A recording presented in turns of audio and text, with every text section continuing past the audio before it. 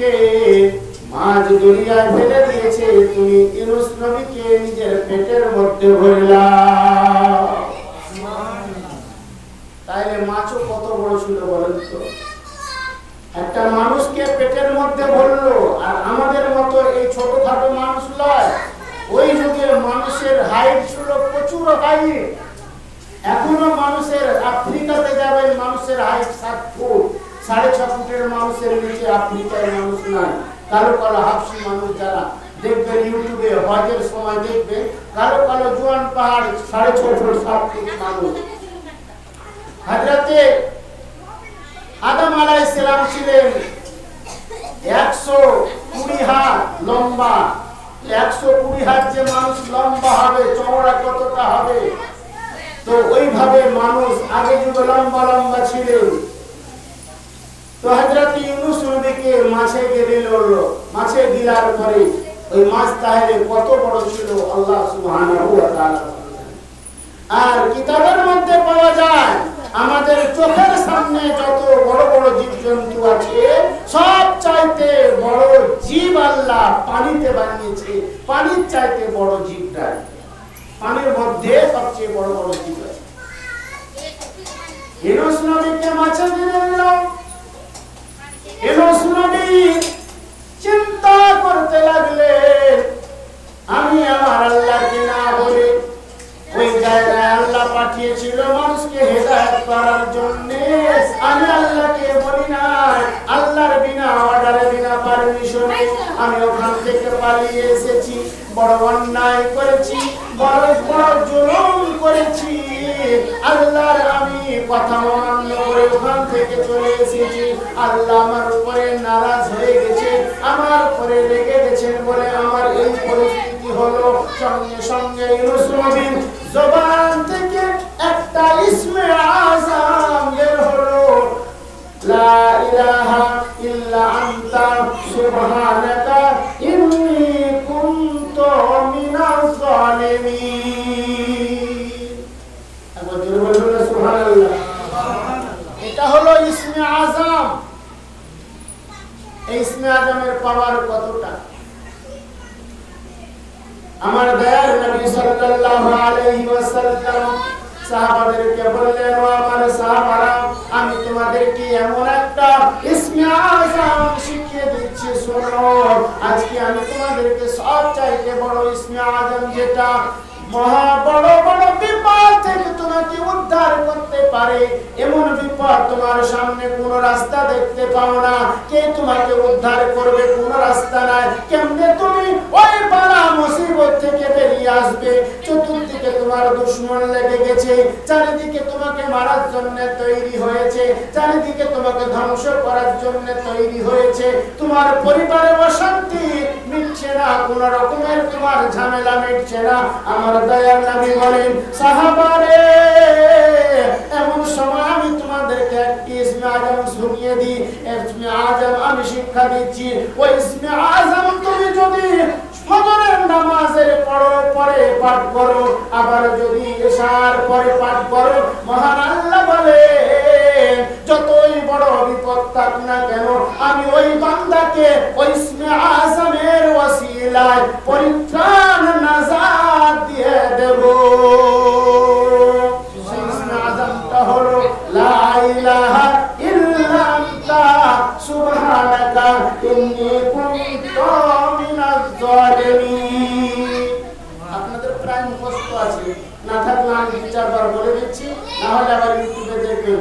লা ইলাহা ইল্লা আনতা সুবহানাকা ইন্নী কুনতু মিনাজ জালিমিন। অনেকে কুনতুম বলে, কোরআনের আয়াতকে পাল্টে দেয়, কুনতুম বলবেন না, লা ইলাহা ইল্লা আনতা সুবহানাকা ইন্নী কুনতু মিনাজ জালিমিন। এটা হলো ইসমে আযম। আমার আল্লাহ পাক পাক পরওয়ারদিগার আলাম বলেন, হাবিব গো, জানেন নাকি ইসমে আযমের পাওয়ার? আমার ইউনূস নবী বিপদে পড়ে মাছের পেটের ভিতরে যখন ইসমে আযমের জিকির করতে লাগলো, বলেন বাবা, ওই মাছ যে নিজেকে খেয়ে হযরতে ইউনূস নবীকে মাছ নিজের পেটে ভরে নিয়েছে। মাছ যদি হজম করার চেষ্টা করত, মিনিটের মধ্যে মাছ নিজের পাওয়ার দ্বারা গলিয়ে হজম করে দিত। বড় বড় জীবজন্তু মাছ খেয়ে হজম করে দেয়, ইউনূস নবীকে মাছ হজম করে দিত। কিন্তু আল্লাহ বললেন, রে মাছ, এমন ইসমে আজম আমার নবী পাঠ করেছে, এমন আমাকে ডাক দিচ্ছে, আমি আল্লাহ আমার আরশ পাতালকে ফিজাইলে ওই নামের ওসিলায়, ওই ইসমে আজমের ওসিলায় আমি আমার ইউনূস নবীকে মাফ করে দিলাম। তুই মাছ আমার ইউনূস নবীকে হজম করার চেষ্টা করিস না, হজম করিস না। তোর পেটে আমি আমানত দিলাম, নিয়ে বেড়া, আমি যখন বলবো তখন উগলে দিবি। হজম করার তোর ক্ষমতা নাই, হজম করার অর্ডার আমি দেই নাই। এইভাবে বাবাজি একদিন দুই দিন করে বলেন তো, মাছের পেটে একদিন দুই দিন, আর কতদিন থাকবেন? একদিন দুই দিন করে 40 দিন ধরে হযরতে ইউনূস নবী ওই মাছের পেটে ইসমে আজমের জিকির করে, লা ইলাহা ইল্লা আনতা সুবহানাকা ইন্নী কুনতু মিনাজ জালিমিন। কোন আলো নাই, কোন বাতাস নাই, সমুদ্রের গভীর তলে মাছের পেটের ভিতরে এই জায়গায় ইউনূস নবী বসে বসে আল্লাহর জিকির করে, আল্লাহর ইসমে আজম পাঠ করে। ওই ইসমে আজমের ওসিলায় মাছ হজম করতে পারলো না, ওই জায়গায় আমার আল্লাহ হযরত ইউনূস নবীকে অক্সিজেন দিয়ে দিলেন। ওই জায়গায় আমার আল্লাহ হযরত ইউনূস নবীকে বাঁচিয়ে রাখলেন কেবলমাত্র ইসমে আজমের বরকতে। ও সুন্নি মুসলমান বাবা, যে মাঝানরে আগো, আপনারা যদি মহা বিপদে পড়েন, বড় বড় বালা মুসিবতে পড়েন, আল্লাহকে স্মরণ করে এই ইসমে আজম যদি আপনি নিজের জীবনের মধ্যে সকাল সন্ধ্যা পাঠ করেন, আমার আল্লাহ বলেন আমি ওই বান্দার বড় বড় বিপদ থেকে বের করে তাকে নাজাত দিয়ে দেব, আমার রহমতে বেঁচে যাবে। একদিন নয়, 2 দিন নয়, 40 দিন ধরে মাছের পেটে বসে বসে ইসমে আজম পড়ছে। 40 দিন ধরে বলছে। যে কোনো জিনিসে এই যে চিল্লা চালিসা একটা বিষয়, এমনি এমনি আমরা চালিসা করি না মানুষ মারা গেলে, আর এমনি এমনি পীর মুর্শিদেরা যে কোনো জিকির যদি করে, চিল্লাখানা করে, চিল্লাখানা মানে 40 দিন একটা আল্লাহর নামকে ধরে ওনারা জিকির করে, হয় লা ইলাহা ইল্লাল্লাহ, লা ইলাহা ইল্লাল্লাহ, আর না হয় মুহাম্মাদুর রাসূলুল্লাহ, মুহাম্মাদুর রাসূলুল্লাহ। এইভাবে 40 দিন করে চিল্লা করে। তো আল্লাহ রাব্বুল আলামিন বলেন, রে মাছ, আমার ইউনূস নবী তোর মাছে তোর পেটের ভিতরে চিল্লা করে নিল, আমার ইসমে আজমের আর রাখা যাবে না। এই 40 দিন হয়ে গেছে, বিপদ থেকে উদ্ধার করতে হবে। এবারে যা, তুই দরিয়ার ধারে যা, একদম কিনারায় গিয়ে ইউনূস নবীকে উগলে দি। ইউনূস নবীকে মার, আল্লাহর অর্ডারে উগলে দিল। 40 দিন ধরে খাওয়া নাই, দাওয়া নাই, পরিস্থিতি কি হবে নড়তে পারে না। যেমন কচি শিশু জন্ম নিলে তার নড়াচড়ার কোনো অবস্থা থাকে না, নড়তে পারে না, চড়তে পারে না। 40 দিন মাছের পেটের ভিতরে ছিল, খাওয়া নাই, দাওয়া নাই, আল্লাহর ইসমে আজমের ওসিলায় বেঁচে ছিল। এটাই সুবহানাল্লাহ, সুবহানাল্লাহ। তাই হযরতে ইউনূস নবীকে যখন মাছ উগলে দিল, খাবে কি, থাকবে কোথায়? ইসলামিয়া আল্লাহ রাব্বুল আলামিন ওই জায়গায় লতা পাতা, বড় বড় পাতার গাছ জন্ম দিলেন। গাছ জন্ম দেওয়ার পরে আল্লাহ রাব্বুল আলামিন ওই গাছের তলায়, গাছের ছায়ায় হযরতে ইউনূস নবীকে ঘুমিয়ে দিলেন।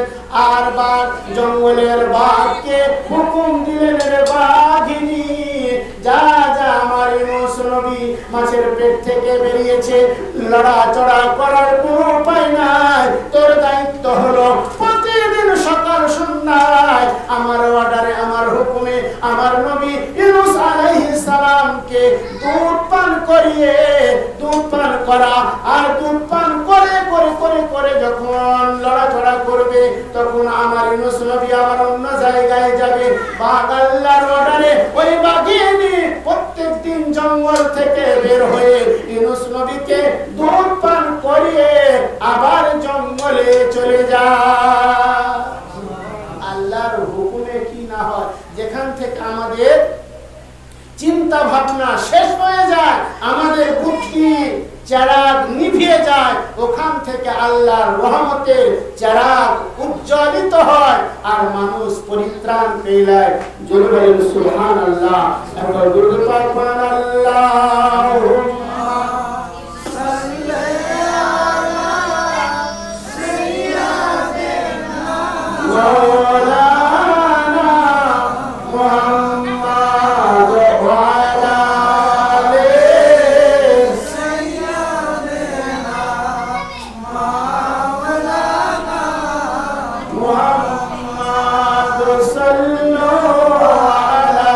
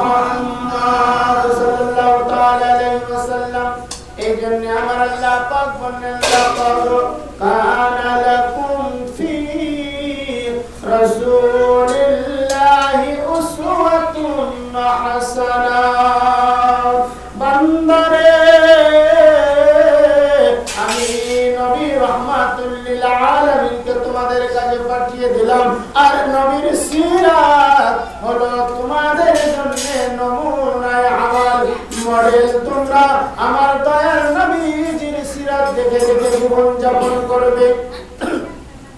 পবিত্র মিলাদ মাহফিল ওয়াজ নসিহত অনেক শোনেন, কিন্তু আমল করতে পারা যায় না।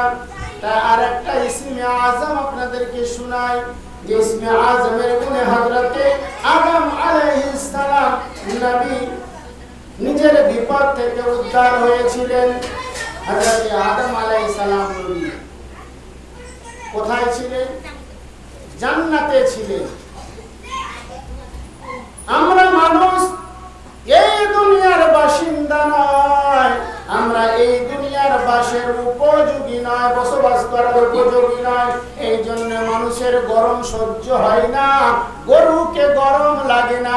এখনো গরু রৌদ্রে চড়ে, ছাগল রৌদ্রে চড়ে, কিন্তু মানুষ রৌদ্রে থাকতে চায় না, ছায়া খুঁজে। মানুষ গরম সহ্য করতে পারে না, শীত সহ্য করতে পারে না, কারণ মানুষ এই দুনিয়ার বসবাসের জন্য নয়, সাজা স্বরূপ মানুষকে এই দুনিয়ায় পাঠিয়েছেন।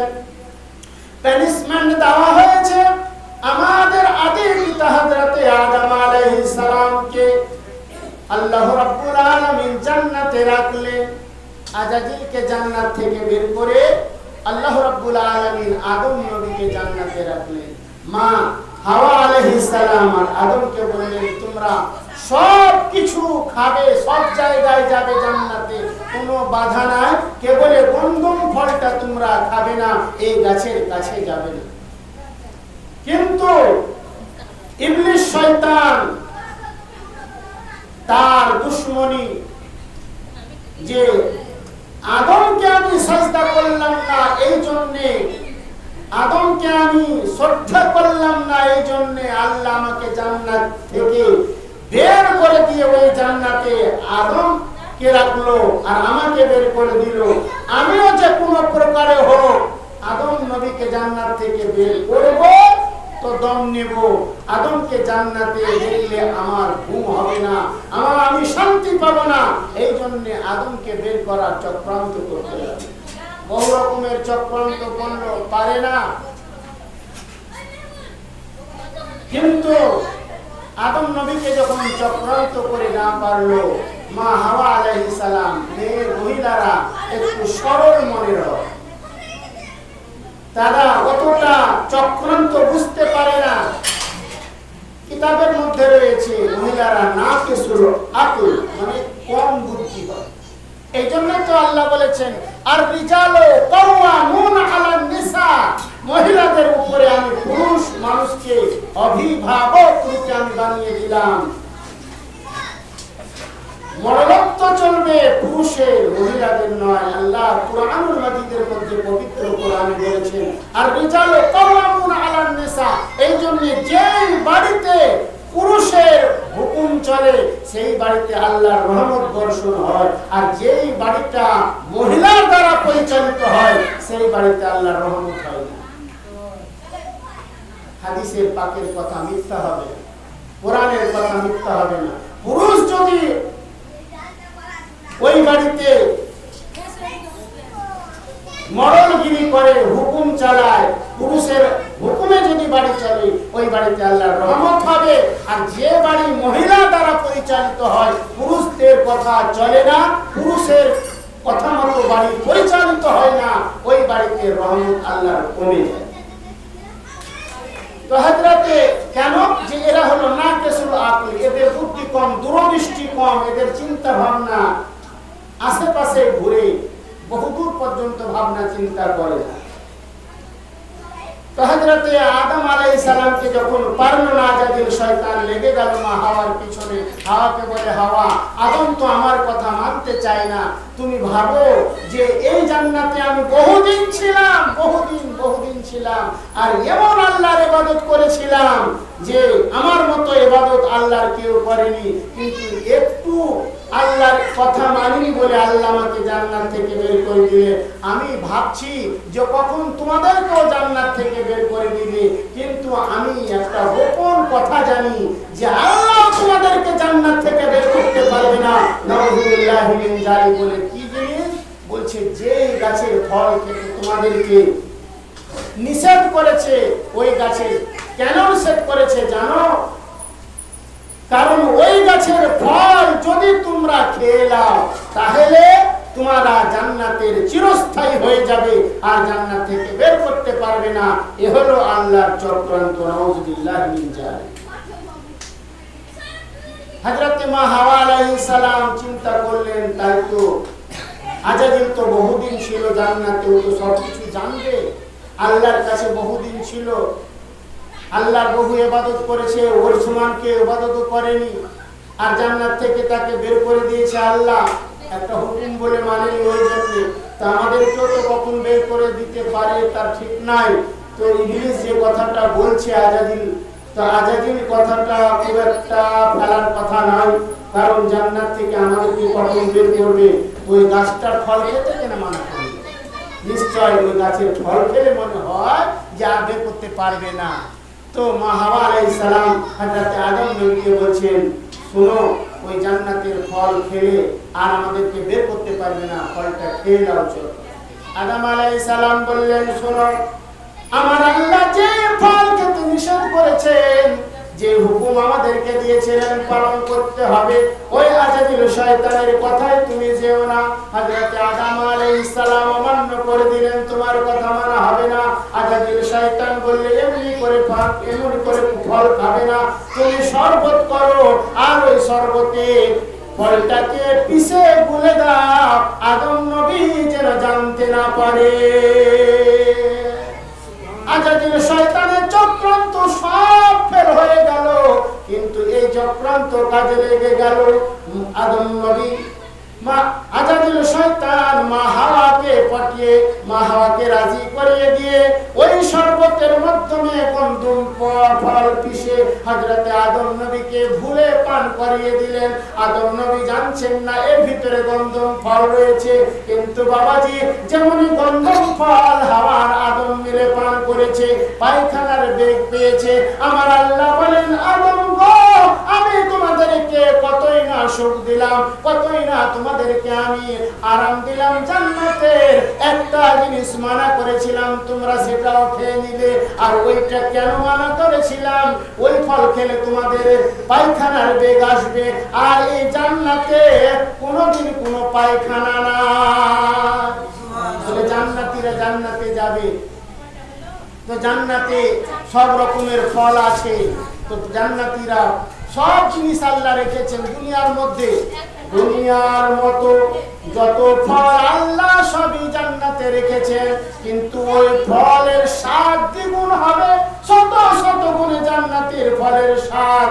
কিন্তু ওই ফল খাওয়ার পরে, ওই শরবত পান করার পরে, যেমন আমরা একটা ডেকার নিই, ওই ডেকার যখন উঠবে সব হজম হয়ে গেল, পায়খানার প্রয়োজন পড়বে না। জান্নাতে পায়খানার ব্যবস্থা নাই। আর জান্নাতে কোনো বুড়া মানুষও যাবে না, জান্নাতে বুড়া মানুষ যাবে না। তো বলে তাহলে বুড়ারা এত কষ্ট করে ইবাদত করছে বেকার? হ্যাঁ, পবিত্র হাদিসের কথা আমার দয়ার নবীজি বলছেন যে জান্নাতে কোনো বুড়া যাবে না। কারণ আল্লাহ রাব্বুল আলামিন এমন অবস্থা করবেন বাবাজি, যখন কিয়ামতের দিনে আমরা উঠব, কেউ বুড়া থাকবে না, একদম ইয়ং যুবক হয়ে উঠব। আর যেমন কর্ম তেমন ফল পাবো। জাহান্নামে যাবে যুবক, আর জান্নাতেও যাবে যুবক। জাহান্নামে যাবে যুবতী, জান্নাতে যাবে যুবতী। বুড়া কেউ সেখানে থাকবে না, বুড়া থাকবে না। ইয়ং 25 বছরের যুবক, একদম তেজ টকবক টকবক করে শরীর গরম হয়ে থাকবে। আর আল্লাহ রাব্বুল আলামিন একটা জান্নাতীকে 72টা করে হুর দিবে। আর হুরেদের রূপের বয়ান করা যায় না। আল্লাহ রাব্বুল আলামিন বলেন, দয়ার নবীজি বলেন, হুরেরা যদি একবার দুনিয়ার মধ্যে নিজের পর্দাটা সরিয়ে যদি তাকায়, তো দুনিয়া পূর্ণিমার চাঁদের মতো অমাবস্যা রাস্তা আলোকিত হয়ে যাবে। এত তাদের রূপ। তো জান্নাতের মধ্যে কোনো পায়খানা নাই। আমার আল্লাহ বললেন, আদম গো, এই জন্য আমি ওই ফলটা খেতে নিষেধ করেছিলাম বাবা, কিন্তু তুমি ফল যখন খেয়ে নিয়েছো, যাও যাও দুনিয়ায় চলে যাও। দুনিয়ায় গিয়ে তোমরা হাগো আর মুতো, ওইখানে সব ব্যবস্থা আছে। জান্নাতে হাগার ব্যবস্থা নাই। জান্নাত হাগামুতা করার জন্য বানায়নি। জান্নাত আমি পুরস্কার দিয়েছি আমার মুমিন বান্দাদের জন্য। এখানে ইয়ং হয়ে বেড়াবে, ঘুরবে 72টা হুর নিয়ে, আর আমোদ ফুর্তি করবে। এখানে কোনো রকমের অভাব নাই, কোনো রকমের চিন্তা ভাবনা নাই, আর কোনো রকমের কোনো খারাপ জিনিসও নাই। হযরত আদম আলাইহিস সালামকে আল্লাহ রাব্বুল আলামিন ওই ভুলের কারণে এই দুনিয়ায় পাঠিয়ে দিলেন। এই জন্য আমরা আজকে এখানে দুনিয়াতে আছি। এই জন্য আমাদের গরম সহ্য হয় না, ঠান্ডাও সহ্য হয় না, বৃষ্টি সহ্য হয় না। বৃষ্টিতে ভিজলে আমাদের শরীর খারাপ, রোদ্রে দাঁড়ালে আমাদের জ্বর, আর ঠান্ডায় রাত কাটালে আমাদের বুকে ব্যথা, চাপ ধরলে হাত বন্ধ হয়ে যায়। কারণ আমরা এখানকার নয়, আমরা জান্নাতি লোক। আমার আল্লাহ রাব্বুল আলামিন বলেন, এ আদম নবী, ও হাওয়া, তোমরা যাও যাও দুনিয়াতে যাও। আবার তোমরা দুনিয়াতে গিয়ে নিজের জীবনের ভুলকে শুধরে নাও। আর আমাকে আল্লাহ বলে তোমরা জীবনে মানো আমার আল্লাহ, আমি আল্লাহ ইবাদত করো। আমি যদি আল্লাহ তোমার ইবাদতে যদি রাজি হয়ে যায়, তোমার সন্তানদেরকে আমি আল্লাহ এই জান্নাত আবার পুরস্কার দিয়ে দেব। বাপের সম্পত্তি বেটা পায়, তো বাপের জান্নাত আল্লাহ রেখেছে। কিছু ভুলের কারণে আমাদেরকে সাজা দিয়েছে, এই দুনিয়ায় পাঠিয়েছে। বলছে বেটা যদি সুধরে যায়, তো তোমার বাপের সম্পত্তিটা তোমাকে দিয়ে দেব। তো জান্নাত আমরা পাবো, আমরা যদি নিজের জীবনে সুধরে সঠিক লাইন অর্থাৎ সিরাতাল মুস্তাকিমের পথে চলে যদি আমরা ওই জীবন থেকে কবরে যেতে পারি, এই জীবন থেকে, তো আল্লাহ বলছেন সিরাতাল মুস্তাকিমের পথ, যে পথটা জান্নাতের গেটে আসবে, আমি আল্লাহ তার বাপের রাখা জান্নাতগুলো তার বেটাদেরকে পুরস্কার করে দিব। জোরে বলেন সুবহানাল্লাহ। তাহলে বুঝতে পারলেন আমরা জান্নাতি লোক, জান্নাতে যাব। কিন্তু আমাদেরকে যে সাজা আল্লাহ দিয়েছেন, আর আল্লাহকে নারাজ করলে হবে না। আল্লাহ যাতে রাজি হবে সেই কাজটা করতে হবে। কারণ আমাদের বাপ একটা ভুল করার কারণে আল্লাহ জান্নাত থেকে বের করে দিয়েছে। আল্লাহ বলছে আমার কথা মতো যদি চলো, যে যে যে যে বেটা তোমার আমার কথা মতো চলবে সেই সেই বেটাকে আমি আগে জান্নাতটা দেব। আর যারা যারা তোমার আমার কথা মতো চলবে না তো তাকেও জাহান্নামে দেব। আর যার কথা মতো চলবে অর্থাৎ আজাদির শয়তান তাকেও জাহান্নামে দেব। খোলাখুলি কথা, পরিষ্কার কথা। এবারে হযরতে আদম নবীর সাজা কেমন করে হচ্ছে জানেন? মিয়া বিবি আদম নবী জান্নাতে খুব সুখে শান্তিতে ছিলেন স্ত্রীকে নিয়ে। আর স্ত্রী থেকে যদি বিচ্ছিন্ন হয়ে যায় তো অবস্থাটা কেমন হবে বলেন তো? হযরতে আদম আলাইহিস সালামকে আল্লাহ আসমান থেকে সিংহল ওই পাহাড়ে এখন যেটা বলছে শ্রীলঙ্কা, ওই শ্রীলঙ্কা একটা পাহাড় রয়েছে, যে পাহাড়ে আমার আল্লাহ হযরতে আদম নবীকে নামিয়ে দিলেন। ওই শ্রীলঙ্কার পাহাড়ে এখন পর্যন্ত যে পাথরের উপরে আদম নবীকে নামানো হয়েছিল ওই পাথরে আদম নবীর পায়ের ছাপ এখনো রয়েছে। যারা যায় তারা চোখে নিজ চোখে দেখে বর্ণনা করছে।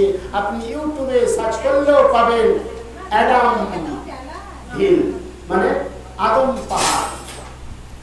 তো স্বামীকে ওখানে নামালো, আর বিবিকে কোথায় নামালো? মক্কা আপনার আরবে নামালো। বিবিকে হযরতে মা হাওয়া আলাইহিস সালাম কি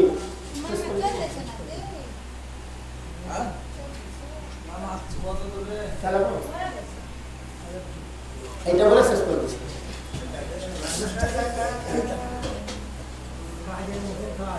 হযরতে আদম আলাইহিস সালাম কি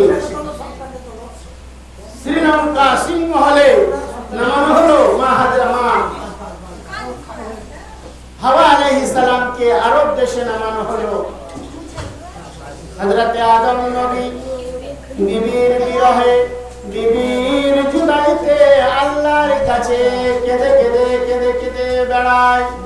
আর আল্লাহর কাছে একদিন নয়, 2 দিন নয়, 300 বছর ধরে কান্দে, কান্না করে আল্লাহকে বলে মাবুদ যে ভুল করেছি গো আল্লাহ, জীবনে একবার তোমার কথা অমান্য করলাম, যার সাজা আমি পেলাম। আল্লাহ তুমি আমার বিবির সঙ্গে আমাকে মিলিয়ে দাও। বিবির বিরহে আমি যেন একা মনে করি, বিবির বিরহে আমি যেন পাগল হয়ে যাই। মাবুদ আমার বিবির সঙ্গে তুমি মিলিয়ে দাও। এইভাবে কেঁদে কেঁদে কেঁদে কেঁদে আল্লাহর কাছে দোয়া করে আমার আল্লাহ রব্বুল আলামিন দোয়া কবুল করেন না। এমন সময় হযরতে আদম আলাইহিস সালাম একটি ইসমে আজম ব্যবহার করলেন, যেটা আমার আল্লাহ পবিত্র কোরআনুল মাজিদের মধ্যে নাযিল করে দিলেন।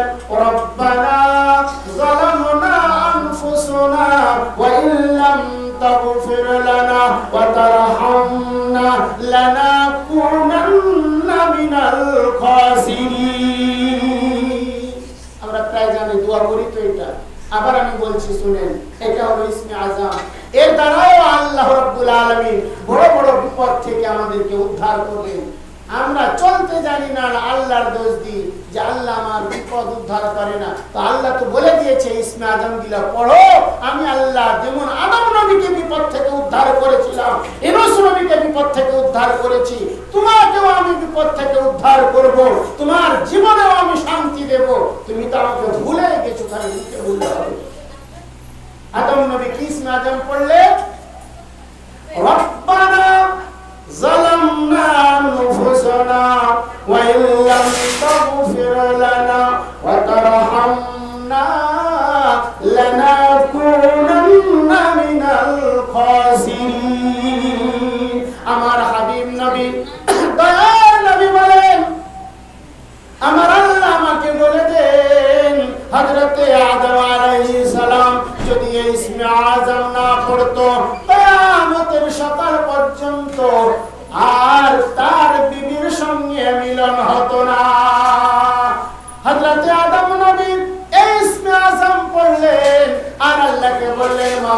তোমার জান্নাতের চৌকাঠে যার নাম লেখা রয়েছে সেই দয়ার